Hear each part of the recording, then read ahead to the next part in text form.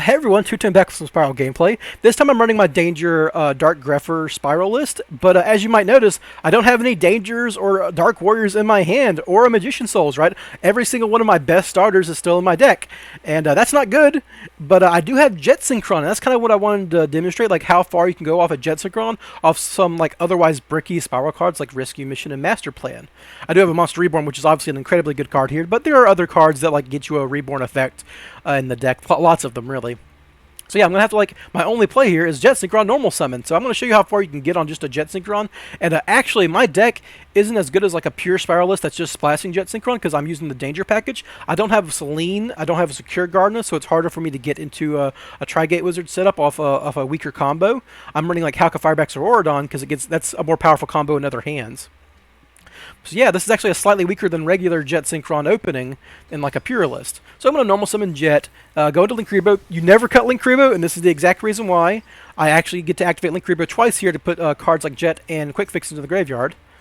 So I get to put Jet in the graveyard, discard Master Plan, unbricking my hand, Reborn Master Plan. My opponent has no responses here, but I do have the Maxi counter in Ash, which is nice. I go ahead and get my Assault because I've already committed my normal summon. This is why I don't have full combo here, because I've already committed my normal summon. I have to use Assault on the Quik Fix I'm about to search instead of on the drone that I would get later. And that stops you from turning on your double Helix, which you know, slows down your combo and limits the amount of material you can get. So I go into Quik Fix and Spyral Resort. Go ahead and use Resort, and at this point I don't actually activate Resort because I'm trying to liberate, is it worth it to go get a Super Agent to turn on my double Helix? Because I'm going to go to Big Red, get Master Plan, and then go into double Helix so I can turn my Quik Fix on in the graveyard. I eventually come to the decision that it's just better to have a Sleeper on the board, but I will show you why I was hesitant and like I took time on this later on, because like the board isn't perfect. I go ahead and go to double Helix, and basically, you know, if I could blind hit their top card off a Super Agent, blind hitting their top card off a double Helix would be better anyhow, so that's where I commit.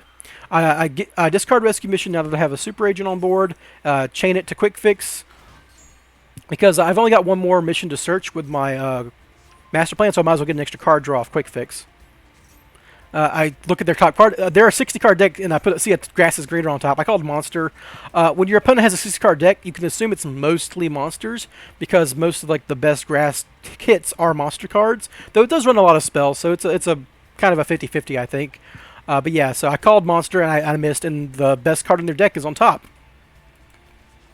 I'm going to use Linkuriboh to maintain my field while getting Quik Fix in the graveyard for one more discard. I don't chain it this time because I want to use this last Rescue Mission on my Master Plan, so one, I can get another Rescue Mission, and two, I can turn Jet Synchron and Master Plan into a Borreload Savage Dragon, and I get my drone off of that.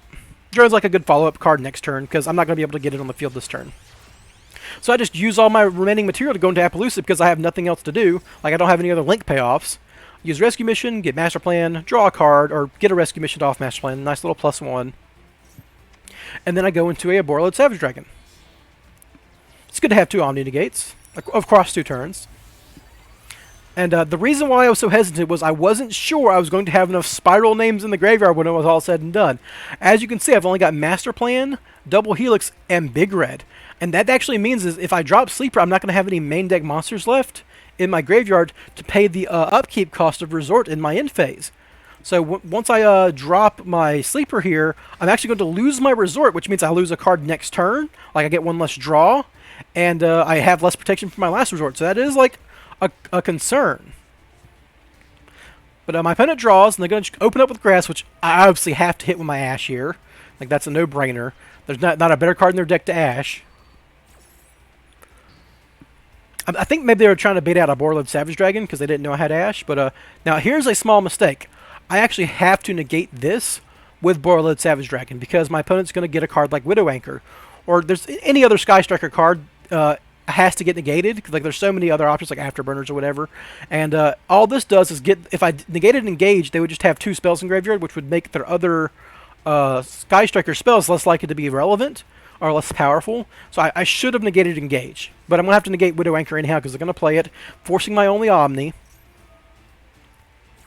And they've got 4 cards left in hand. And it turns out I get incredibly unlucky. My opponent does get the amazing 2% hand to play through an Omni. In a second Grass, in a 60-card deck, they get 2 of their best card. They're going to go ahead and normal summon Decatron. Now that they've used grass, I know what kind of deck they're playing. They're playing Infernoid grass, which is actually pretty solid. It's not like top tier or anything, but the Infernoid cards all interact with each other in the graveyard, and like a bunch of the Infernoid like to be in the graveyard, especially. Where is it? It's not that. Yeah, there it is. 10 stars. Infernoid Onunku. This card can special summon itself from the graveyard by banishing 3 Infernoids, and then it dark holes the field on summon. So like that's the card I have to worry about. So I don't want them to get another Foolish Burial effect, because who knows what they're going to get. I'm going to use Appaloosa to negate this Decatron. I'm not going to chain Snow, because now that you can only use Appaloosa once per chain. I do get to negate the Book of Moon effect, but I think that was incorrect, because I've already used my Omnigate on Borreload. Who cares if he's in defense mode or attack mode, right? So I maybe should have held this Appaloosa. Doubly so because he's got 2500 defense, right? If my opponent can drop a monster that can clear Borreload, they could drop a monster that could clear Appaloosa anyhow, which would be better. So I should have saved this negate, I think. But I'm just click yes turbo. My opponent's gonna special summon Harmadic, destroying Appaloosa if I let it resolve. So obviously I have to use Appaloosa here. Save my last Appaloosa negate. And then they're gonna force it out with this last card, which is interesting. Hita. Now, Infernoids is a fire-based monster deck, right? So that gives them access to a card like Hita. Hita's interesting because, the most played card in the metagame is Ash Blossom, which is a fire monster. And that's a tuner, too. So if I let my opponent resolve this Hita effect, they can special summon the Ash Blossom to their field. They can go to Halka Fibrax off that, right? Halka Fibrax can go into, let's say they're running an Aurodon package and an O-Lion. That could get them a Borreload Savage Dragon, a Herald of the Arclight, all sorts of crazy things. So, obviously have to get them off of Halka Fibrax. And so I just go ahead and negate this using up my last Appaloosa. And that's going to clear the way. Like I said, I shouldn't have negated that Snow because I would have one Appaloosa negation left over. That's going to clear the way for their Infernoid Onunku. Right? He's going to dark hole the field, and I have no more negates for it. Thankfully, I do have Last Resort still, who protects my Sleeper.